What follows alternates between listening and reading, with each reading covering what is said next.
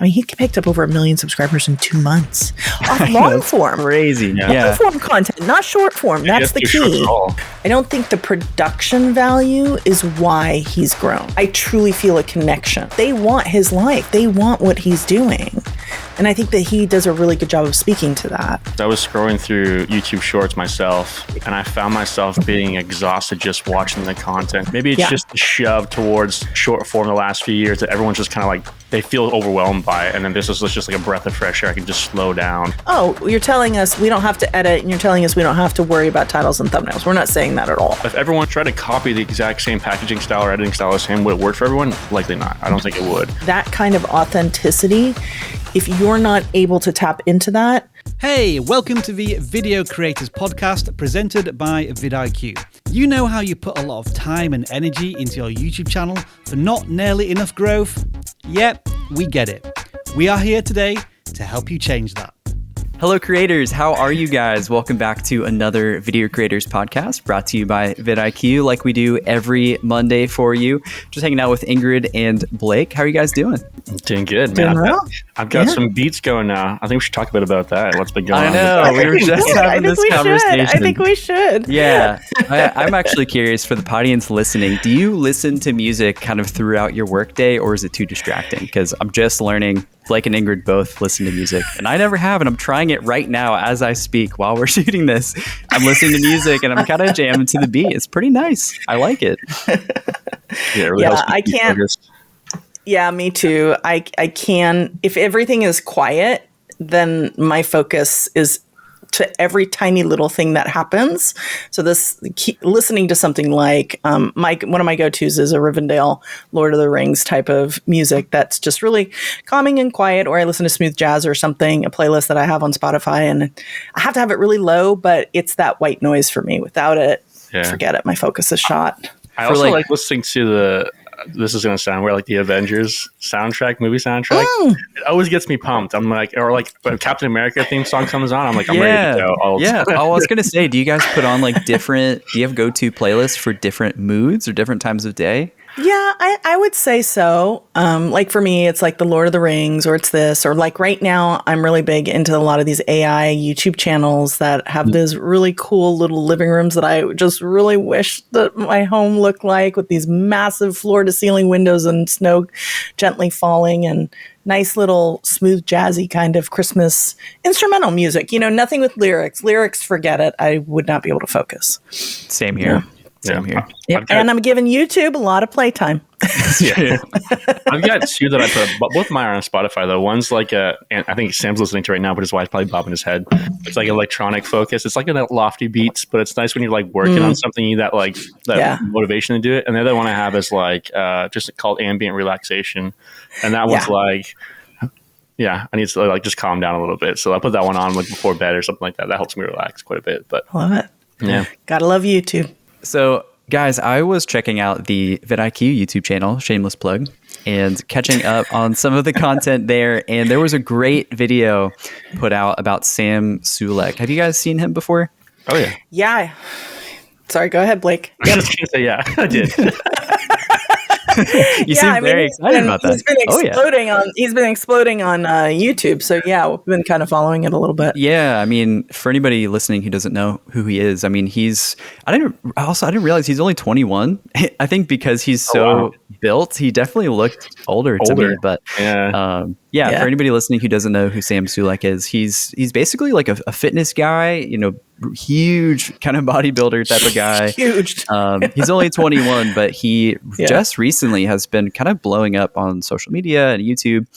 And VidIQ put out this great video just kind of talking through like what is he doing that's different, and why is he sort of blowing up on YouTube? And it was such a good video. I kind of figured we could take this idea and just kind of expand on it a little bit more and make a whole episode out of it. Because I think there's a lot of really interesting things happening around this. So I guess for you guys, like, what were maybe just some of your initial thoughts checking out Sam's YouTube channel? Got a lot of views, man. I was obsessed. A lot of views, that's true. Wow, that's it's like all the things that I would, tell people to do packaging wise is like for him kind of kind of the opposite, but it like works. And then it's just like the views are just like not what I would expect, but especially for the length of the videos too, being like an hour and a half, like 2 hour long videos is wild to me. Is it though? I want to push back on that. All right. We got to push back on that. We got to push back. Because if you really think about it, the couple things that he does that are so different, and I mean so different, I mean, it wasn't different a long time ago. Back, when you really think of vlogging days and when Casey really exploded and things like that, everything was a little bit more real, a little bit more authentic, a little bit more vloggy. And that's really kind of like his content. So I think that if he had a hyper-focused Mr. Beastish type thumbnail, it wouldn't really match the content. So I feel like his thumbnails do actually match the vibe of the content more. I feel like, at least because I had kind of the same thought as Blake, like they're very minimal. They kind of just look like stills from the footage itself. Oh, I'm sure they are. They do give the visual context. And I think there's some, as far as maybe like what we would teach as far as maybe best practices with thumbnails and things like that, like there are some good concepts, keeping them simple, the context is there. But I'm just looking at his channel right now. It's under a year old. His oldest content is 10 months ago. And it's interesting because I kind of had the same thought as far as like, well, if I were to give him strategy when he was first starting, I probably would recommend like, maybe we shouldn't do these types of thumbnails and maybe we should try to, put a little bit more effort into them, maybe do a little bit more visual storytelling and stuff like that. So I had kind of the same thought. It does kind of feel like he's breaking the rules, quote unquote, a little bit. Titles being a little bit, too. Yeah. But. And it's interesting to see like just how quickly and how rapidly he's growing. So I can kind of see both sides of the coin. I feel though that he's getting the right viewer in, and that's actually the key thing with his thumbnails, because they're super focused. And I would challenge that they are telling the story visually. They're telling the story of that viewer and what that viewer really struggles with and what they really want visually in, just him and what he's really going for. So that's where I kind of push back on a little bit. I mean, the one draw for me is just like when I scroll past and just see like muscles bigger than Mars, I'm like, I probably click on it too. So. Blake and I, after watching Sam, we're gonna show up next podcast. Work out. Absolutely. Go work out. It took me like 20 years to get that big. Yeah. Well, I kind of want to focus in, Ingrid, on what you just said, because I agree. I think it's super clear who his audience is, and he's definitely reaching the right person. I 100%. Guess, how do you feel like he was able to do that so quickly? Well, I think he's just really real. And if you watch any of his content, it's the opposite really of what you find nowadays. Nowadays, everything is so hyper edited and so laser focused on, everything that we've talked about. But yet at the same time, he's also doing everything that we've talked about. He's just doing it a little differently. And that's not necessarily a bad thing. And I really kind of feel like, and I don't know about you too, but this has been a trend in 2023 of going backwards, right? From the super fast pace, too many cuts, because he doesn't have a whole lot of cuts in his video. And I feel like when you watch, not his videos, his content in general, I feel like when you watch it, you really get to know him. And so I feel like he establishes that connection really quickly with the right viewer who's clicking in versus trying to get every viewer to click in. And because of that, and also his videos are a little longer, he's really keeping people on that journey. And they just, and John said it in the video, the VidIQ video, that they just want to be there, right? Yeah. They just want to keep watching. They just want to be a part of it. So I think that coupled with getting the right viewer in is the thing that's really helping him catapult to a level that we just haven't seen. You don't see very often. We have seen it from a few creators, but I mean, he picked up over 1 million subscribers in 2 months off long form. Crazy. Long form content, not short form. That's the key. Yeah, that's the key. So he's really holding the viewer because they want to be a part of his story. And I think that's a pretty cool thing. Yeah, I'd be curious what you guys think, because there are channels like this where sometimes I just think, if let's just say in an alternate universe he has extremely high production quality, really optimized titles and thumbnails, just sort of like different style and different approach. Do you feel like he would still grow if that were different than it is right now? If he were to still have the same vibe, like in how he approaches his content, I still think it would work. I don't think the production value is why he's grown. Yeah. Having it or lack of it. I think it has more to do with the way he speaks to the viewer, in that I truly feel a connection. And he's just taking you throughout his day, and they want his life. They want what he's doing. And I think that he does a really good job of speaking to that. I agree. I guess I can kind of feel like, I was just thinking about this the other day, actually, because I was scrolling through YouTube Shorts myself, and I found myself being exhausted just watching the content. You feel like maybe it's just shoved towards short form the last few years, that everyone's just kind of like, they feel overwhelmed by it. And then this is just like a breath of fresh air. I can just slow down. Like, I almost don't even like watching shorts anymore, because it's just too fast and too much. It's too stimulating for me at this point. It's funny that you say that, Blake, because I've been doing the same thing. I've been watching fewer and fewer shorts for very much the same reason.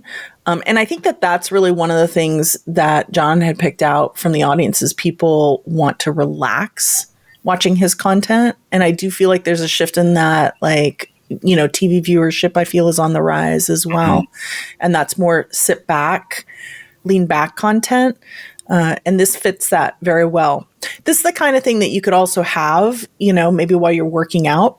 So think about his person working out, and that's something they have on the screen, and it's just, they're doing it together. I can totally see that. Just the way that we're listening to music and making it a part of our thing, they're probably making that a part of their lives. Oh yeah, 100%. I mean, that was one of the points that John made in the video. Like, I think one of the contributing factors to his success is consistency.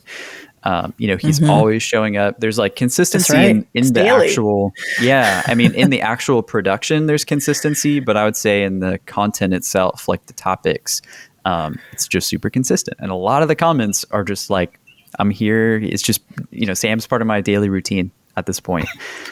He's just showing up, giving value.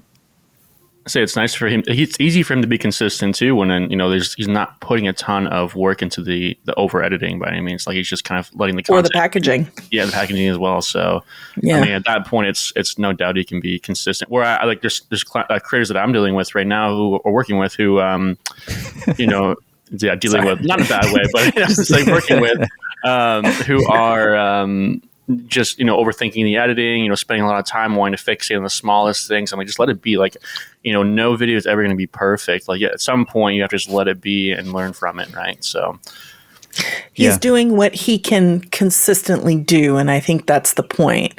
If you can consistently put out a video once a week, twice a week, then you've got to also be consistent with the effort that you put towards it. Now, what I don't want the audience to hear is, oh, you're telling us we don't have to edit, and you're telling us we don't have to worry about titles and thumbnails. We're not saying that at all.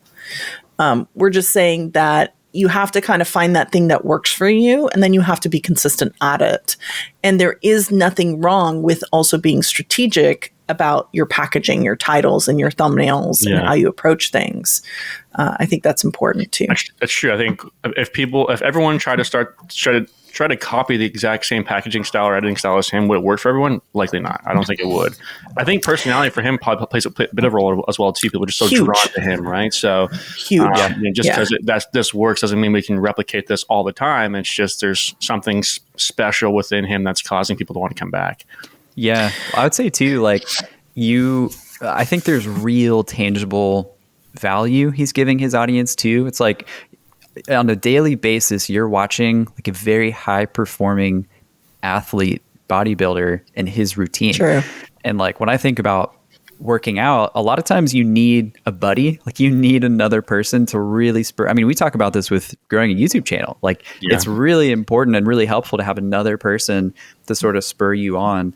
So it's a really interesting thing to have somebody like him just showing like what he's eating, what exercises he's doing. A lot of the comments I'm reading too are basically like, I've just copied his daily sort of or weekly routine to start seeing results myself. So, I mean, he's I think just as much as like the personality connection sort of things too, you know, he's also really helping this person achieve their goals and what they're going after too. So I'm not surprised the target audience thing was really, he was really easily able to hone in on who he's talking to. You know, it's funny because I've seen this happen in other niches as well, on a smaller scale, not quite to this level. It's really unusual to see. It was just funny, even in John's, spoiler alert, if you have not seen the video on the VidIQ channel, but to even see just John in editing the video just in a day or two, he picked up 100,000 more subscribers. I mean, that was just funny. So I've seen it on a smaller scale too, where creators have pulled back and almost thrown away title, thumbnail, strategy that has worked for them in the past. It's just because they just didn't have the time to do it. And they also altered their content at the same time to dip a little bit more into primal branding and to just be that, like you said, buddy, if you will, or friend that you're talking to. And I've seen videos just explode. They become creators on the rise, or, you know, their channels just go to a different level.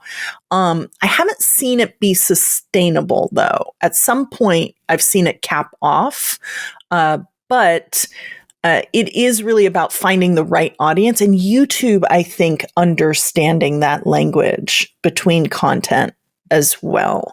The one key pattern I've seen between all those channels, though, is the people are very authentic.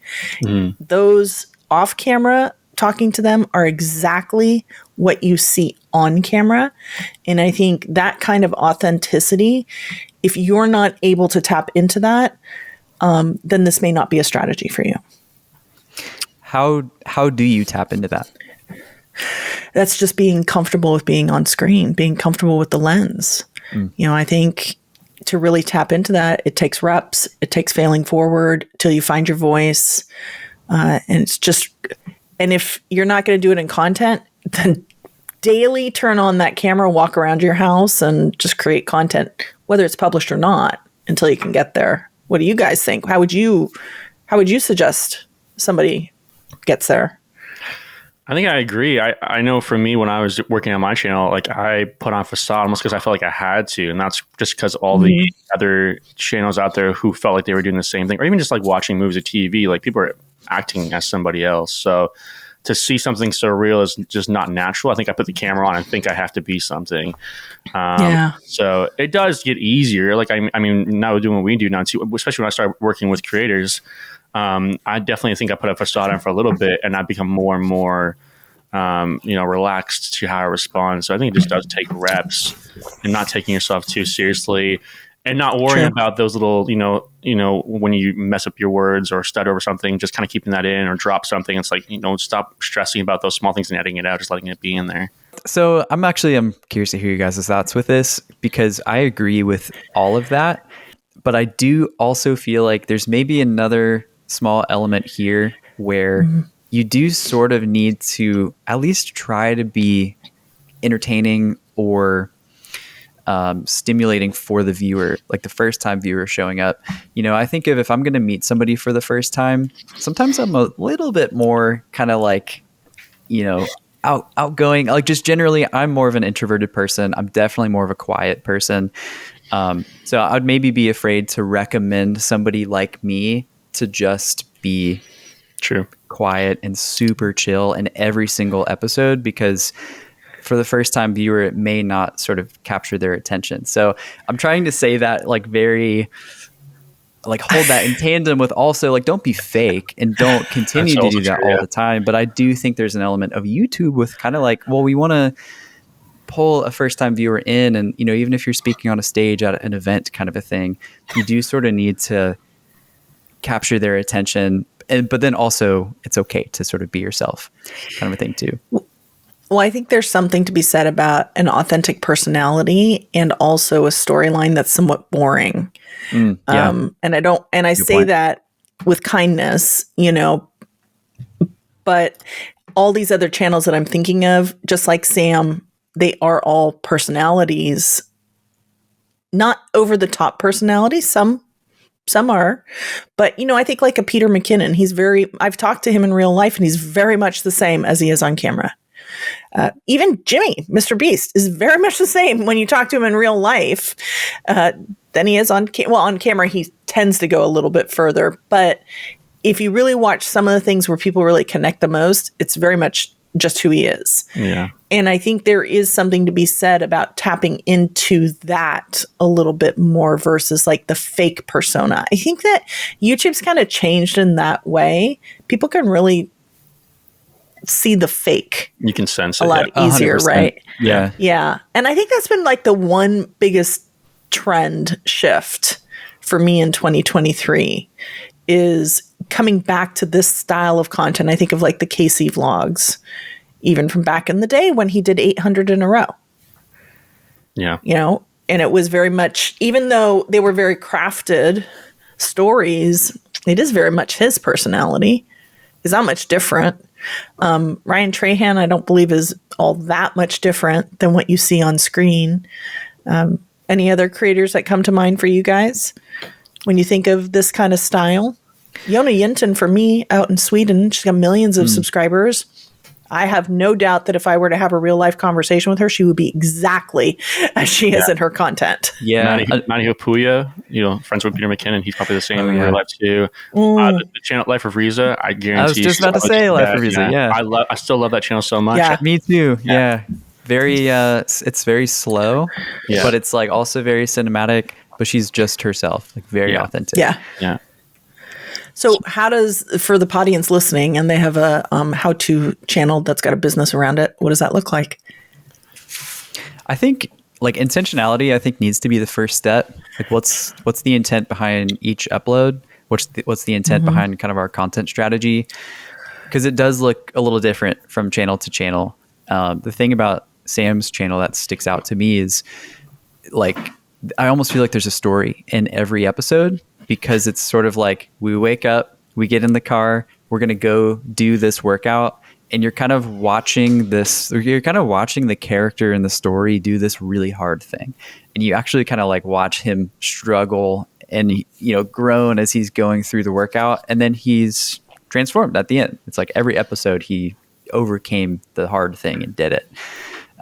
So for him, there's like a lot of intent in each one of those episodes. I think of like the Penny series, there was sort of an overarching story of what Ryan was attempting to go do. And I think with the daily uploads, there's like a structure to it. I guess my fear would be for somebody to just turn on the camera. Well, I can just record every single day, and what happens, where it's, maybe it's a little bit tougher to go do that. That's a good point. When there isn't really an intent behind what are we going to accomplish or what are we trying to do right now. I've always thought of it as an experiment. What would it look like? Because thinking about that and thinking about how would I force myself to be more natural, and just knowing like this would be kind of like a unintended story sometimes too, having somebody else on camera with you to kind of do the thing, like how-to wise, or that way you're naturally talking to somebody and having that back and forth, but also like just getting you in the motion of being natural on camera, but it's also entertaining because there's a story happening with two people for how to. I can teach somebody how to use something or create something too. I've always thought it'd be a cool experiment to kind of run as well. Yeah, and I also think, like if you wanted to attempt this and really try to put out daily content as an experiment, I would get several in the tank so that you have like at least a week's worth or 2 weeks worth ahead of time. Just so you have that little bit of bandwidth where, should life happen or something else happens, so that you're keeping up the consistency. Because I think the consistency in this is also, like you said, Sam, is also pretty key. Because it was just like the Penny series. People woke up and they wanted that to be the first thing in their day. It was the same thing with Casey's vlogs back in the day. You wanted it to be a part of your day. Now, that didn't mean that you necessarily always got to it every day, but you knew it was there like a trusted friend. Yeah. And I think that's the key thing. This is a trusted friend. Yeah, or feels that way. Like I remember, because I discovered Ryan Trahan from the Penny series. And I remember there were some days where I'd watch first thing in the morning. There were some days where maybe I had a busy day, but I kind of knew in the back of my head, like, oh, I'm excited to finish my day of work or finish this thing because I know that'll be waiting for me on my homepage. So yeah, similarly, if it's kind of like, every few days there's no episode, or if it's at different times, it could become this thing where maybe I'm thrown off, and maybe that even prevents me from coming back and continuing to watch. Since then, for him too, since the Pinnacle series ended, now he's posting content kind of sporadically. Like, I don't think to check in as much because I don't know when it comes out, and it kind of just shows up. But Exactly. I'm also, just because it's less frequent now, I don't think about him as often as I used to, right? Whereas opposed to we only think about him a lot because Sam brings him up every single episode. Yeah. You're welcome. Every meeting we're in, Sam's like, "You guys heard of Ryan Train?" I just I walk around in my life like, have you heard of Ryan? Have you heard of Ryan? But you know what this reminds me of is I think of network television back in the day, and probably still is for a lot of people. I don't watch TV anymore, but I remember, decades ago, you had shows like Friends or whatever Seinfeld or whatever those big shows really were back then. It was like the thing you did that Thursday. You were looking forward to that. And I think there is something to that on YouTube, especially when you're building a tribe. When you really want to lean into community strategy and really help develop that ideal viewing audience for yourself, which is so important and such a key signal for YouTube to understand what viewer is going to really connect with your content. That is what makes channels explode like this. But when you get consistent and you let them know that you're there for them and they're a part of your life just as much as you're a part of theirs. It's that whole two-way street. Oh, right? totally. That contract that we talk about. Yeah. I would say too, what can really help as far as maybe as you're getting started and trying to build some momentum and trying to get some of these viewers to come back and keep watching. I think it's interesting even watching Sam Sulek and some of these other sort of daily vlog types of channels. There is sort of an overarching story happening too. Like a lot of it's like maybe there's a winter bulk happening. And it's sort of like there's a goal he's working towards. And so each episode, there's some anticipation as far as, we're moving towards something. I think similarly with network television, any good show you think of, there's sort of like, maybe a cliffhanger at the end or sort of, the direction that the show is going. So you're excited. There's some like expectation or some excitement for the next episode because you're working towards, what you're working towards sort of a thing. So it could be a little bit more difficult if it's just kind of random every single day. We don't necessarily know what's going on. Not to say you can't grow a channel that way, but it is interesting just to see with channels like his or like the Penny series. There is sort of like every day there's something pushing us towards this goal we're working towards. And I think a lot of channels that are really good at this, they have topic buckets that they dip into consistently. Like his, like you were just talking about, if he's doing workouts, it could be a particular type of workout, or it could be, or he also does a lot of like what I would classify as a little more community content. If a lot of his is in the gym, he goes to the grocery store. Or he did. I think those are some of the best performing videos I think on his content on his channel. It's more the connective thing where he sits down and he just does a talking head versus working out. The chill hang out with videos. Yeah. What's interesting about those two is those look to be the longest. Some of these are over an hour. Interesting. I think people want to know what they can and can't eat too. I know, like, especially for when I was trying to get ripped, which didn't work. I mean, it's looking like, what can't I eat? What are you talking about? You're ripped. I've seen you in real life now. There's one here that I think is a great thumbnail. It's him being huge but holding, ice cream, and like I would not think I'd be eating ice cream when I'm trying to get, Two things that don't go together. Yeah. We talk about that a lot. See, and there's a lot. So when you really look at some of these thumbnails and stuff, they are a lot of the principles that we talk about, and the ones that go further really lean into a lot of those things. Yeah. I was going to say too, have you, like, piggybacking off the idea of like things slowing down, I've noticed even with some of Mr. Beast's video too, things feel like they're slowing down a little bit too, which I've really enjoyed. So one of his newest videos there was a guy who was spent so many hours in a grocery store, and that video felt really well paced to the point where I got to know the character very, very well. I didn't feel like I was overstimulated at all. And that was probably my favorite video I think he's posted ever right now. Oh, wow. Well, he's leaning into storytelling a lot more.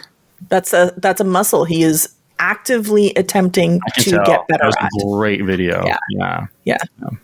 Yeah, it's interesting to see. I think better storytelling sort of affords you the opportunity to be less optimized. Yeah, interesting. Because it's going to hold the viewer.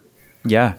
So if you are unwilling, exactly, and if you're unwilling to flex that muscle and really get better at it, then you have to almost do other things to hold the viewer. Yeah. Yeah. So what I'm saying is either way, you got to work. Right. Yeah, you got to have some intentionality somewhere in sort of your strategy. I kind of want to zoom us out back to sort of the main question of like, we're seeing channels like Sam Sulek who are rapidly starting and growing. Like, do you guys feel like the future of YouTube, that we're going to see more of channels like these? Do you guys feel like that's going to keep happening? Yeah. What are your thoughts? I think people create what they want. So it's possible. I think people are like, as they're craving more natural or relaxed things, they start like, as they're craving that, they'll start creating it. So I can definitely see that being a new thing. And we are seeing, I think, more of the kind of similar thumbnail styles, that sort of thing as well too. So it is kind of moving that direction a little bit more. And I think people do miss that type of content as well. So I think we might start seeing more of it. Yeah, I wouldn't be surprised. YouTube goes through, ebbs and flows, and things got sped up and people get bored of that. Things change. I'm not surprised. Hey, old style 70s clothes came back. 80s stuff came back, right? I wouldn't be surprised if older YouTube styles ended up resurfacing at some point. Just because people want something different from time to time. Yeah. If everything is starting to look the same, then the people who are going to do something different will stand out. Yeah, that's true. And until everybody's doing that, then something else will be the shift. Yeah. I think it's just a matter of just staying true to who you are and really developing your tribe so that when those shifts happen, you still already have your tribe. Yeah. Do you guys feel like what do you feel like AI's impact will be? Because I feel like AI is only speeding everything up. So it's kind of this interesting dichotomy with people wanting things to slow down. To see, just knowing what I'm craving, and this is personally for me, I am craving more stuff like this, but more like Life of Reason, kind of slowed down, more personality based. To me, the AI content, I don't think I'll see that for myself in there. So I'm wondering if that trend is going that way for people wanting more of that personality. It's kind of hard to get that when you're just creating content AI wise. So I'll be interested to see how that works. I mean, there's definitely going to be exceptions too, but because like Quebblecop is still doing fairly well. His content's pretty AI based. I have seen people's comments about it being kind of like, this is odd. So who knows long term what that's going to look like. Yeah, but he has a well-established tribe. Yeah, true, but I don't know. We'll see. I'm just here from my perspective too, but who knows? Like, this is so new and fresh. Again, he's like kind of I'm watching him as the experiment of like, okay, how does this work long term for you? Yeah. Yeah, I'll be curious too. I don't know about you guys, but I'm actually starting to get like really annoyed with even just the AI tools and pop-ups and stuff. And it's like in every tool now. It's in Notion. It's in Story Prompt, like one of the programs we use with clients. And there can be some really helpful, great tools that you can use AI with. But for some of these other programs, it's sort of like, I just want to take notes here. And like, I don't want all these little pop-ups here, like with AI trying to come in and help me with this thing. Maybe that's just me, but I think for me, it's not just you. I'm viewing people like the intention for me is for AI is to use it as a tool. And I feel like I'm seeing people using it as a crutch. And that's where I'm like, okay, the use of the tool is not, like, you're not relying on it solely rather than what I feel like it's intended for, which is to help you. Well, it's funny because I can tell when conversations were created in ChatGPT because ChatGPT has its own primal branded language. And it is so obvious. And the thing that it's doing is for those people that rely on that heavily, I'm feeling less and less connected to them because I don't feel like it's their voice and I don't feel like I'm actually speaking to that person. just for what it's worth, we don't tend to write in bullet points, everyone out there, because that's ChatGPT's language, is bullet points and colons. Titles usually always, like, let's just ChatGPT, you can tell. You can always tell. Yeah. I think the whole point of this, really, when you really break it all down, is what's the human thing? And that's Sam has really tapped into the human thing. And that pattern has not changed on YouTube. People who really lean into human-centric, whether it's storytelling, whether it's title strategy, people will click because we, at the end of the day, are all humans. Yeah. That's how we think and that's how we live. Yeah, that's that common denominator that will never change. I feel like it's like, Nope, no matter how small it might look, it's still floating there, and it's still kind of like everything's attached to it at some point. So it's very true. Yeah. Yeah. Yep. So Tim was right. Over a decade, he's been saying it. Yeah, still rings true. Yes, it does. Finding your voice can be a difficult thing when it comes to starting YouTube, or even if you've been on the platform for a while. And we love working with creators one-on-one who are struggling with that and looking to figure out who they are on the platform and building that authentic connection with their audience. And if you're looking for some assistance with that, we have a one-on-one coaching program here at VidIQ, which we'd love to work with you. You have a coach from Monday to Friday to kind of talk through who you are, who your audience is, your content. And we'd love to kind of see what your goals are, get to know your story, and really push you along and help guide you towards your goals in your YouTube journey. So if that's something you're interested in, go to get.vidiq.com and register there, and we'd love to see you. Every week we like to wrap up with a power tip, and for today's, I kind of wanted to actually continue the AI conversation that we sort of just touched on. I feel like every week it seems like there's more and more generative AI updates, whether it's YouTube or other platforms that are just helping kind of lower the barrier to entry when it comes to the creation process. So one of them I want to talk about is called Bard. It's a Google extension. Have you guys heard of Bard before? I have. Mm-hmm. Yeah. Well, maybe I had never heard of it up until this point, but it's really, really interesting. I think it's been around for a little bit, but they're basically just continuing to optimize it a bit more. And so basically what you can do with this extension, it kind of works like ChatGPT, but you can actually copy and paste a YouTube video link, and it'll basically watch it for you. And so if you have any questions about it, it'll answer those questions to the best of its ability. One of the examples I read in this article was, there was a cooking recipe video. And so this guy would sort of reference back to this video time and time again, just wanting that recipe. And so instead of just going kind of searching through the video to find the ingredients and everything, he basically copy and pasted this video link and then asked Bard, hey, can you just sort of write out a recipe list for me with the ingredients and the order that I need to put each of these ingredients in to make this thing. And it was able to do it. It took a little bit of guidance. I think it's still sort of in its early stages, but really interesting to see that we don't even need to watch YouTube anymore to get what we need. So I don't know about that. Do you guys have any thoughts? It's so interesting. I'm really curious about this. Well, I think that it could be really great for competitor analysis, really, when I look at it as a strategist. We just talked about Sam Sulek a lot. And so if I wanted to analyze a couple of videos and then maybe analyze a couple of my own, I'd be curious what AI thought would be the through line. Oh, interesting. Yeah. Or lacking one there. That could be interesting from a strategic perspective. But from just a, overall general perspective, I love that I can actually find out the key things on videos that I actually like, but you would also kind of need to watch those videos because otherwise, I don't know. It's just, what's the point? I could just read an article. Right. Yeah, that's true. At that point, you're just you could just Google it.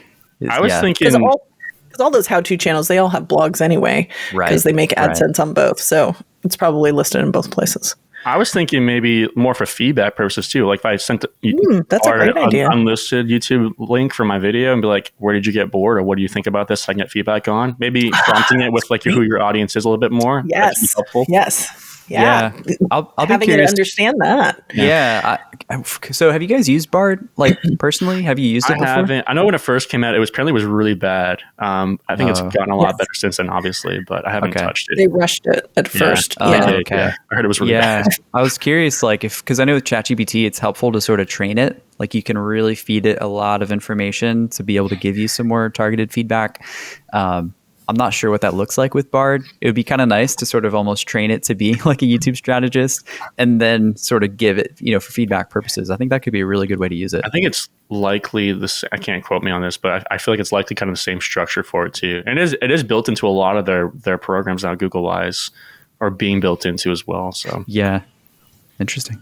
Thanks for listening to another Video Creators podcast. We'll see you next week. Bye.